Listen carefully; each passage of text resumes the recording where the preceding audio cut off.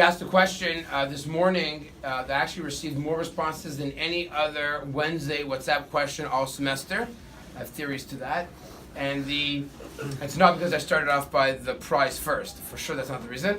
But the question was, a person gets into an elevator that says on it that it could only hold 410 pounds. And a person makes a calculation based on their weight and their luggage that are going to be 410 pounds. Okay. One person responded to me saying that the person's probably very overweight. I said, "Lo dafka, not necessarily. Maybe they have, 3-4, trunks of heavy sfardim that they bring back. I don't know. They weigh only 100 pounds, whatever the case." You said 400. Things that you said 410. I apologize. So they calculate everything. They realize it'll be 410 pounds.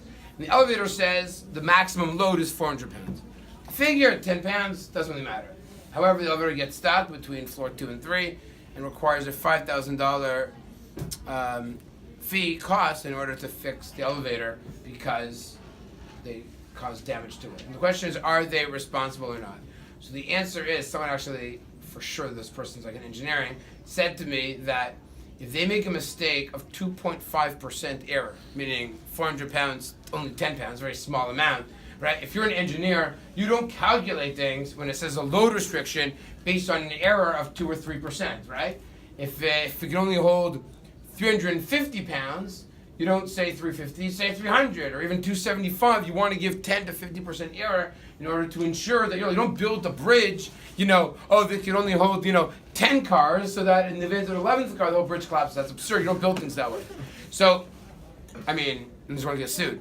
So the person goes in the other thinking, okay, it says 400, but we know 400 doesn't really mean like 401 the whole thing breaks. There has to be a margin of error, 5%, 10%. That would be a rational thing to do. No one is going to take a chance from a civil, logical, rational perspective. And therefore, when a person got in the elevator, perhaps, yes, they broke technically what the sign said.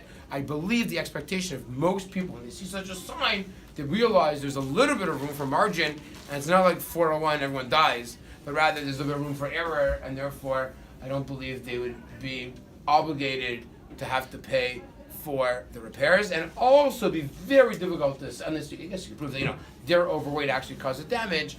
Even if that could be proven, I still don't think they would have to pay. And then your response is, people who won already know. Have a wonderful Wednesday. What's up?